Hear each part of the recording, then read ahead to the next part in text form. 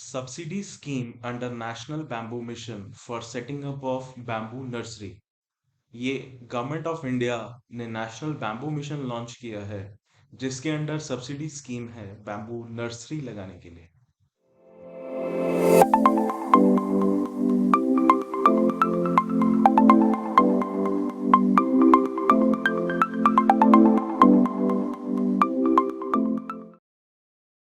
Hi friends, this is CA Siddharth Kansal और आप देख रहे हैं हमारा YouTube channel CA Kansals chartered accountants.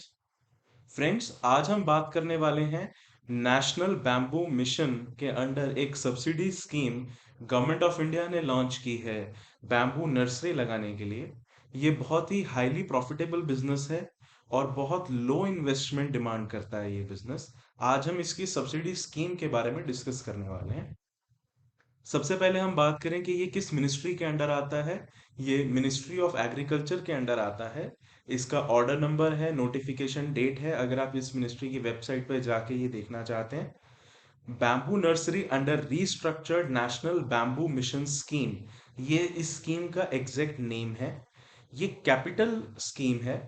Capital scheme का मतलब इसमें ये है फ्रेंड्स कि जो कॉस्ट ऑफ प्रोजेक्ट है जिसके अंदर बिल्डिंग, प्लांट एंड मशीनरी और बाकी एसेट्स आते हैं, उन एसेट्स को परचेज करने के लिए आपको गवर्नमेंट ऑफ इंडिया इसमें सब्सिडी दे रही है, इसमें पैसा प्रोवाइड करेगी। ये फाइनेंशियल असिस्टेंस है। फ्रेंड्स, अगर हम बात करें बैम्बू सेक्टर इंडिया में, तो bamboo covers 13.96 million hectare area in India and accounts for 19% of total world's area under bamboo cultivation. India is the second richest country after China in terms of production and diversity with 136 species। तो इससे हमें ये पता लगता है कि bamboo की बहुत ज़्यादा डिमांड है इंडिया के अंदर, इसीलिए इसकी इतनी ज़्यादा प्रोडक्शन इंडिया में की जाती है। इसकी जो सबसे फेमस स्पीशी फ्रेंड्स इंडिया में उगाई जाती है वो बैम्बूसा तुलदा है, which is the highest grown subsidy of bamboo ready for harvest with in 3 to 4 years। तो फ्रेंड्स, इसका हार्वेस्टिंग टाइम बहुत कम है, इसीलिए ये बार बार लगाया जाता है और बार बार लगाने की वजह से ही इसकी सैपलिंग्स की जो डिमांड है वो बहुत ज़्यादा है आज की डेट में। अगर हम फ्रेंड्स बैम्बू प्रोडक्ट्स की बात करें, तो आज की डेट में बहुत सारे प्रोडक्ट्स हैं जो बैम्बू से बनाए जाते हैं, जो पहले कभी वुड से या और मटेरियल्स को यूज करके बनाए जाते थे, जिसके अंदर handicrafts, constructions, furnitures, bicycles, jewellery, इस तरह के बहुत सारे प्रोडक्ट्स हैं जो अब बैम्बू से ही बनाए जाते हैं, इसीलिए बैम्बू की डिमांड बहुत ज्यादा है। फ्रेंड्स, अगर हम बैम्बू नर्सरी की बात करें, तो bamboo is an evergreen flowering plant belonging to grass family and considered to be the fastest growing plant in the world. तो ये ग्रास फैमिली को फ्रेंड्स ये प्रोडक्ट जो है रिलेट करता है। ग्रास फैमिली का मतलब इसमें ये है कि ये एक स्पेसिफिक प्लांट नहीं है जो एक सिंगल स्टेम जमीन में से निकलेगी और ऊपर ब्रांचेस होंगी। ये ग्रास की तरह फैलेगा, मीन जमीन से ही 6-7 स्टेम्स इसकी निकलेंगी और ये ग्रास की फीलिंग देगा। In a bamboo nursery, bamboos will be propagated and grown to a desired age. Sale of bamboo plants can be made on wholesale basis and commercial basis।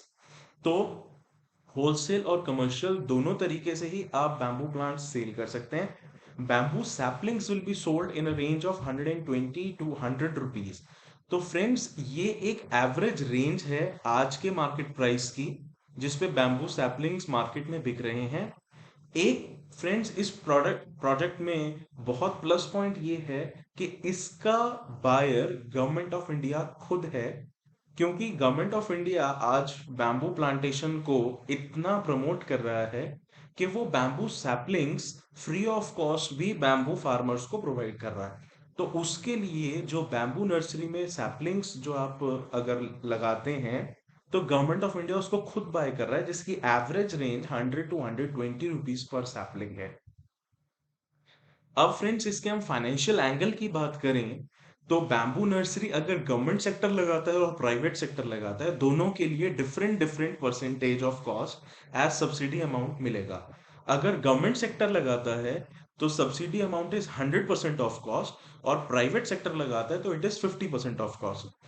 हम इसमें कॉस्ट जो कह रहे हैं, हम कॉस्ट कह रहे हैं फिक्स्ड इन्वेस्टमेंट को, जिसके अंदर building, plant and machinery, vehicle, furnitures and ये सारे फिक्स्ड एसेट्स आते हैं।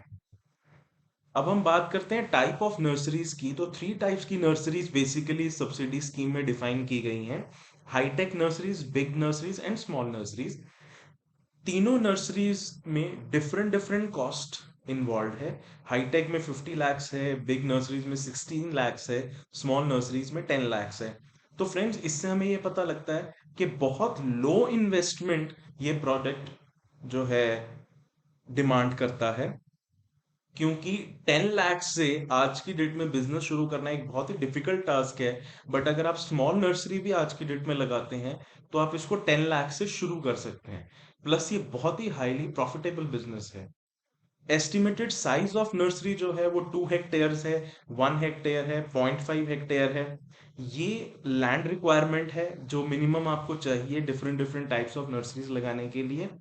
ये लैंड अगर हम इसकी बात करें फ्रेंड्स, तो आप, अगर आपके पास अपनी लैंड ऑलरेडी है तो ये प्रॉब्लम आपकी ऑलरेडी सॉल्व है। बट अगर आपके पास लैंड नहीं है तो ये आप लीज होल्ड बेसिस पे भी ये लैंड ले सकते हैं। अब हम इसमें डिफरेंस की बात करें कि तीनों नर्सरीज में फर्क क्या है। कॉम्पोजिटिंग यूनिट है वो तीनों में लगेगा, इरिगेशन सिस्टम तीनों में चाहिए, लेकिन हाईटेक नर्सरीज में ड्रिप इरिगेशन सिस्टम चाहिए, जबकि बाकी दोनों टाइप्स में आप और इरिगेशन सिस्टम्स भी लगा सकते हैं। ग्रीन हाउस या शेड मिस्ट चैम्बर्स हैं टेम्परेचर रेगुलेशन के लिए, वो आपको हाईटेक और बिग नर्सरीज में लगाना है। स्मॉल नर्सरीज में उसकी रिक्वायरमेंट नहीं रहती है। और हाईटेक नर्सरीज में आपको टिश्यू कल्चर लैब या टाई अप करना पड़ेगा किसी एक्रेडिट टिश्यू कल्चर लैब से। ये फ्रेंड्स एक बहुत डिफरेंट रिक्वायरमेंट है जो हाईटेक नर्सरीज में ही है, क्योंकि इस प्रोडक्ट के अंदर टेस्टिंग बहुत ज़्यादा इन्वॉल्व है जो लैब में ही की जा सकती है कि सैपलिंग्स की क्वालिटी, सीड्स की क्वालिटी को टेस्ट करने के लिए। तो उसके लिए या तो आपको अपनी ही टिश्यू कल्चर लैब सेटअप करनी होगी, या फिर आपको टाई अप करना होगा किसी एक्रेडिट टिश्यू कल्चर लैब के साथ। फ्रेंड्स, अब अगर हम बात करें कि आपके पास अगर आपको लैंड लीज होल्ड बेसिस पर भी अगर लेनी है, तो आपको लेते समय लैंड किस किस चीजों का ध्यान रखना है। इसके अंदर हम बात करें तो land should be located in an area where edaphic and climatic conditions are conducive to rapid multiplication and healthy growth of propagules of the species of bamboo. तो आपको इस तरह की साइट देखनी है जहां क्लाइमेटिक कंडीशंस इस तरह की हों, जहां पर रैपिड मल्टीप्लिकेशन हो, ताकि सीड से जल्दी जर्मिनेट होकर सैपलिंग्स तैयार हो सकें। Availability of adequate labour force from the vicinity of the nursery, कि आपको नियर बाय एरिया में वहां पर लेबर भी हो, क्योंकि आपको ये सारा काम लेबर से कराना होगा। Use of chain links will be advantages as it will prevent the entry of porcupines and pigs into the nursery। ये दो एनिमल्स हैं फ्रेंड्स जो बहुत ज्यादा हर्ट करते हैं बैम्बू सैपलिंग्स को। तो इनसे बचने के लिए आपको चेन लिंक्स या बार्ब्ड वायर ऐसी चीज लगानी भी बहुत ज्यादा जरूरी है अपनी फील्ड के चारों तरफ। The area for the nursery will have to be demarcated after proper serving and fenced, preferably with chain links और barbed wire using concrete post. Then comes easy accessibility of good motorable roads. वहां पर आपकी land तक road proper available हो, तभी आप खुद भी वहां लैंड पर जा पाएंगे। प्लस कोई भी मशीनरी आपको वहां पर लगानी है, ग्रीन हाउस भी सेटअप करना है, वो सारी चीजें आपको लेके जानी है, इसलिए मोटरेबल रोड्स होनी बहुत जरूरी है। Availability of good quality top soil, preferably alluvial soil. Friends, यहाँ पर अलूवियल सॉइल जो है वो सबसे बेस्ट है बैम्बू सैपलिंग्स को लगाने के लिए। इनफैक्ट बैम्बू जब आप प्लांटेशन करते हैं तो भी अलूवियल सॉइल उसके लिए सबसे अच्छा रहता है। तो आप कोशिश कीजिए कि अगर एलुवियल सॉइल बेस्ड आपको अगर लैंड मिल जाए तो वो बहुत अच्छा है। Fence should have height of 1.5 metres above ground level. तो ये एक एवरेज हाइट है जो आपकी फेंस की होनी चाहिए, ताकि जो डेडली एनिमल्स हैं वो ना हर्ट कर सके आपकी फील्ड को। Then nursery site should be well drained. Friends, इसका मतलब ये है कि आपकी लैंड की जो लैंडस्केपिंग है वो इस तरह से हो कि वहां पर वो वेल ड्रेन्ड हो, वहां पर पानी बिल्कुल लैंड के ऊपर ना खड़ा रहे। Round the year availability of good water quality. Guys यहाँ पर आपको वाटर की बहुत अच्छी अवेलेबिलिटी लैंड पर चाहिए, क्योंकि आपको आगे नर्सरी सेटअप करने के लिए वहां पर फ्रीक्वेंटली वाटर यूज होगा। Then not much infected by human intervention and wild animals. Friends, इसके बाद हम बात करते हैं जो लेबोरेटरी सेटअप करनी होती है स्पेसिफिकली हाईटेक नर्सरीज के अंदर। Then all laboratories equipment, scientific equipments are readily available in the open market. ये सब आराम से आपको अवेलेबल हो जाएगा। Any abnormalities observed during the developmental stage of the propagules are to be documented and timely remedial measures taken. Maintenance of all above data and their proper documentation will be an important criterion for getting the funding and authority for certification of the planting stock. तो friends, आपको इस plantation में जो भी problems आएंगी, जो भी आप डेटा कलेक्ट करेंगे, उसको आपको प्रॉपरली डॉक्यूमेंट करना होगा, क्योंकि इसी से आपको कंप्लीशन सर्टिफिकेट मिलेगा और फाइनल सब्सिडी का अमाउंट आपको मिल पाएगा। A laboratory equipped with an electronic balance, oven, refrigerator, seed purity board, glassware chemicals, and growth hormones are primarily requirements in high-tech nurseries. The laboratories will be used by the technical skilled staff for preparing hormone solutions, gathering information on the growth, development, disease, pest infections, and nutritional deficiencies, imbalances observed in bamboo propagals being raised in the nursery. तो ये चीजें हैं जो आप lab में काम करेंगे जिन चीजों के ऊपर। फ्रेंड्स, अब बात आती है कॉम्पोजिटिंग यूनिट की। आपको ध्यान होगा हमने पढ़ा था कि कॉम्पोजिटिंग यूनिट जो है ये आपको हर तरह की ही नर्सरी में लगाना होगा। तो कॉम्पोजिटिंग यूनिट को अगर हम क्लासिफाई करते हैं, ये तीन पार्ट्स में, तीन डिफरेंट टाइप्स में क्लासिफाई हो सकता है। एक होती है एनारोबिक कॉम्पोजिटिंग, एक एरोबिक कॉम्पोजिटिंग और एक वर्मी कॉम्पोजिटिंग। फ्रेंड्स, इसमें सबसे फेमस जो है वो एरोबिक कॉम्पोजिटिंग सबसे फेमस है। अब हम बात करते हैं कि एरोबिक कॉम्पोजिटिंग होती क्या है। तो aerobic composting is the process by which organic waste are converted into compost और manure in presence of air. तो फ्रेंड्स, इसमें हम क्या करते हैं कि जो ऑर्गेनिक मैटर है, carbon, chemical energy, protein, nitrogen, इन ऑर्गेनिक मैटर को हम मिनरल्स के साथ मिक्स करते हैं, वाटर के साथ मिक्स करते हैं और माइक्रो ऑर्गेनिजम्स के साथ मिक्स करते हैं। मिक्स करने के बाद जो मिक्सचर तैयार होता है उसको हम पाइल अप कर देते हैं और उसे हम कहते हैं कॉम्पोजिट पाइल। इस कॉम्पोजिट पाइल को नेचुरल एनवायरनमेंट से ऑक्सीजन मिलता है, और ऑक्सीजन मिलने के बाद इससे तीन चीजें रिलीज होती हैं, water, heat and carbon dioxide.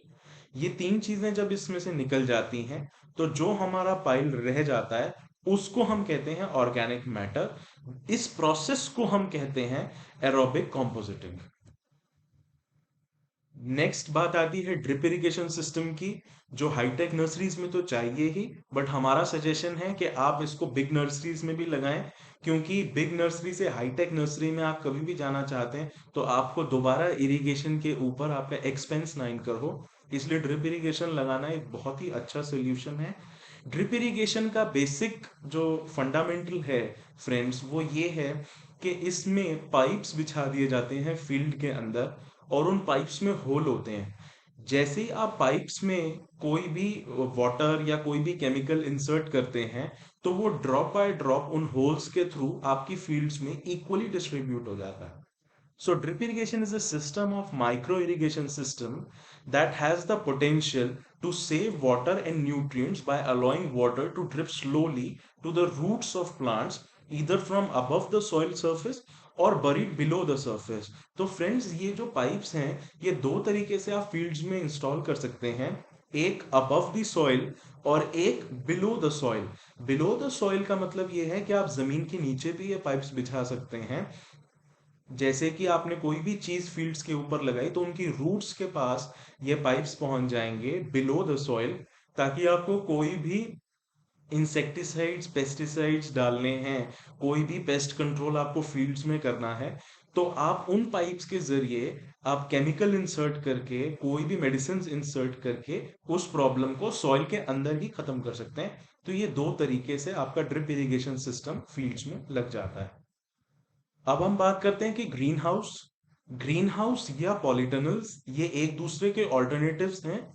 Green house जो है वो एक एक्सपेंसिव ऑल्टरनेटिव है, पॉलीटनल्स थोड़ा सा चीप ऑल्टरनेटिव है, बट ये दोनों ही काम बहुत अच्छे करते हैं।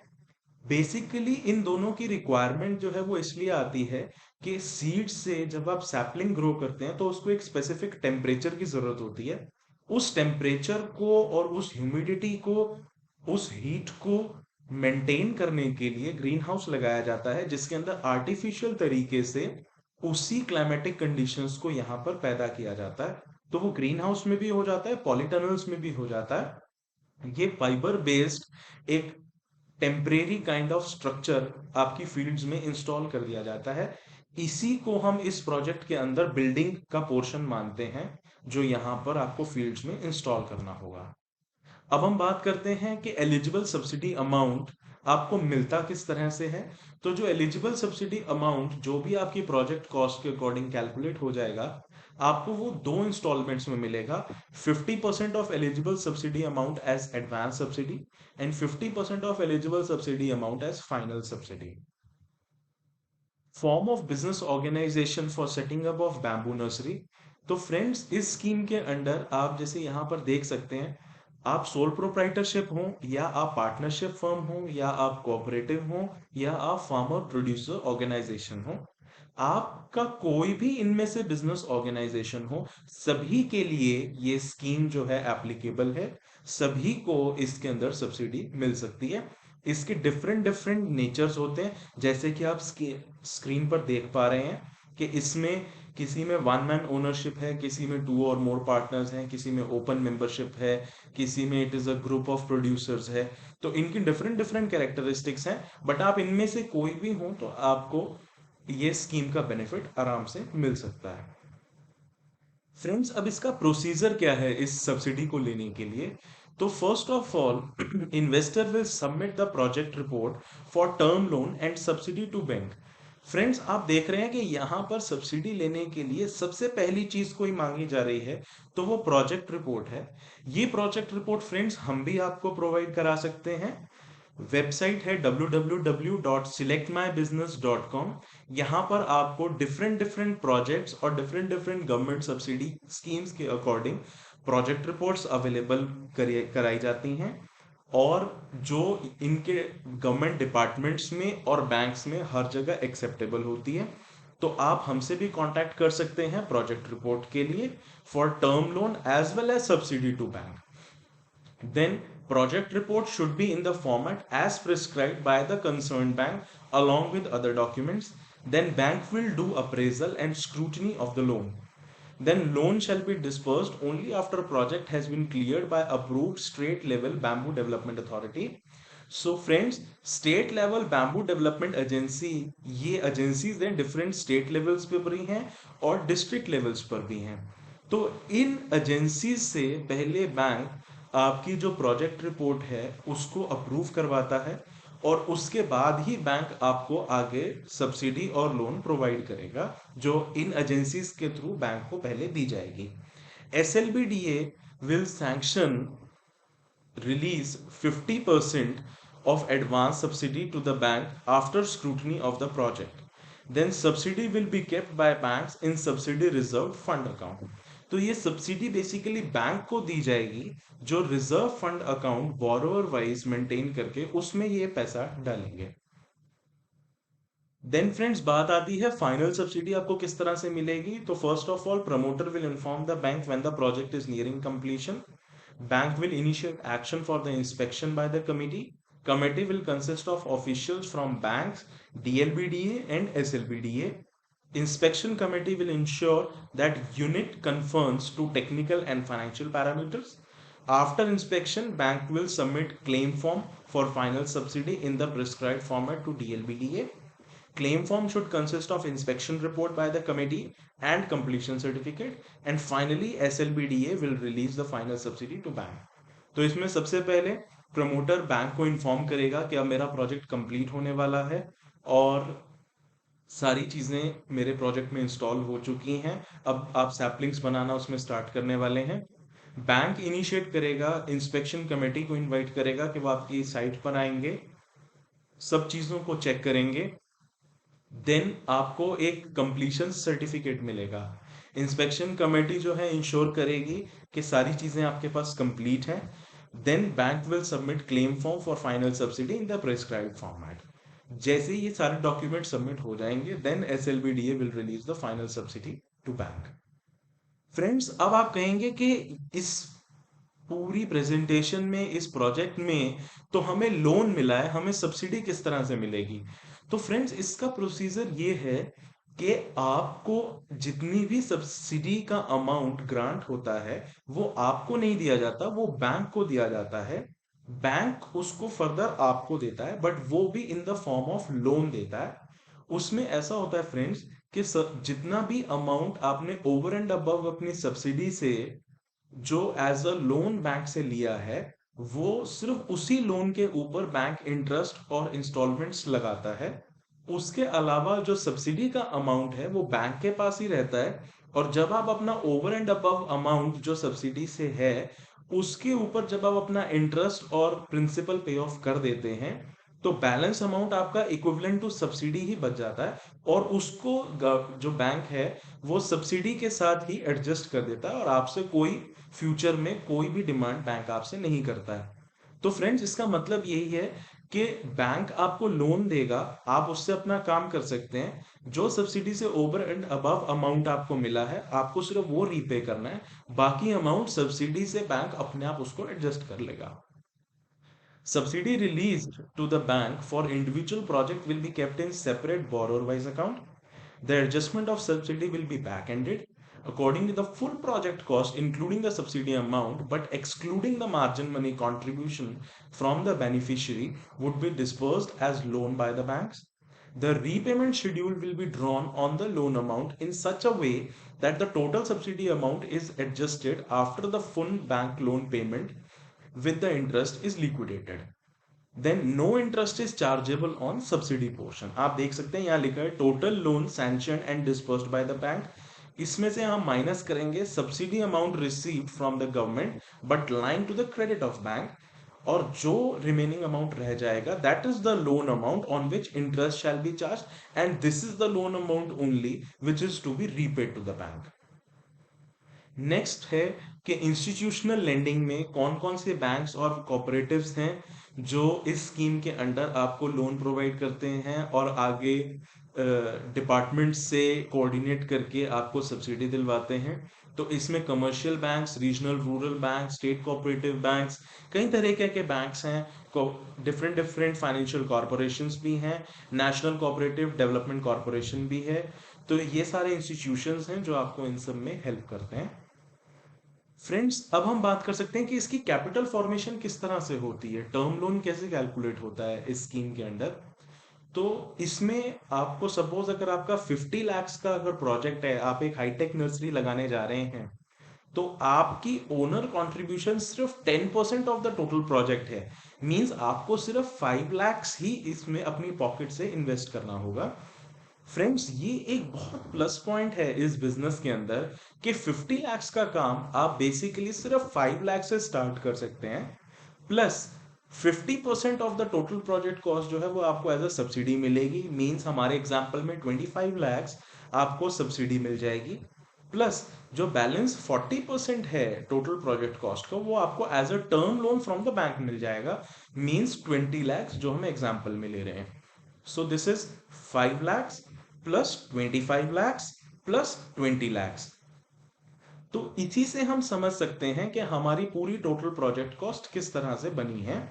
इससे हम ये भी पता लगता है कि जो हम सब्सिडी की बात कर रहे थे हमारे एग्जाम्पल में 25 lakhs plus 20 lakhs total 45 lakhs हमें बैंक दे देगा, लेकिन हमसे जो वापस मांगेगा वो सिर्फ 20 lakhs मांगेगा। बैलेंस का 25 lakhs जो है वो बैंक को सब्सिडी के तौर पे गवर्नमेंट दे देगी और बैंक अपना लोन उसी से एडजस्ट कर देगा। इसके अंदर एक कंडीशन और है कि जो टर्म लोन है, it that can be maximum loan is 50% of total project cost. Other terms and conditions की हम इसमें बात करते हैं तो रेट ऑफ इंटरेस्ट है, this will be as per financing banks board approval policy. इसमें स्कीम में कोई specific rate of interest define नहीं किया गया है। सिक्योरिटी की हम बात करते हैं, security will be as per the norms prescribed by RBI from time to time, तो सिक्योरिटी कोई स्पेसिफाइड नहीं है स्कीम में। रीपेमेंट पीरियड जो है it depends upon the cash flow. जो प्रोजेक्ट रिपोर्ट हम आपको इसमें प्रोवाइड करेंगे उसके अंदर हम आपको रीपेमेंट पीरियड बताएंगे कि रीपेमेंट कितने टाइम में आपको उसको करना है, which is generally up to 8 years with a grace of 1 year। Time limit for completion of the project, इस स्कीम के अंदर ये कंडीशन है कि आपको 8 years के अंदर अंदर अपनी नर्सरी सेटअप करनी ही करनी है। If project is not completed within 8 years, the benefit of subsidy shall not be available and advance subsidy has to be returned forthwith within 6 months after 8 years।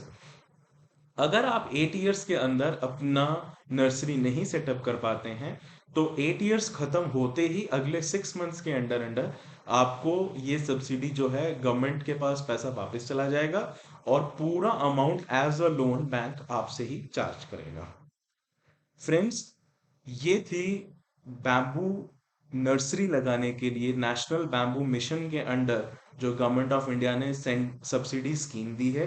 Capital intensive subsidy है, बहुत ही highly profitable है और बहुत लो investment है। आपको इस scheme से related project report की जरूरत है तो आप इस लिंक में हमने डिस्क्रिप्शन के अंदर लिंक दिया है जो selectmybusiness.com वेबसाइट है, आप इसको विजिट कीजिए। हमारे चैनल को लाइक शेयर और सब्सक्राइब जरूर कीजिए क्योंकि हम आपको बार बार इस तरह की वीडियोस और शेयर कर देंगे जिसमें डिफरेंट डिफरेंट बिजनेस को लेकर डिफरेंट डिफरेंट सब्सिडीज को लेकर हमारे पास इंफॉर्मेशन हम आपको प्रोवाइड करवाएंगे और उससे रिलेटेड प्रोजेक्ट रिपोर्ट्स भी देंगे। Thank you.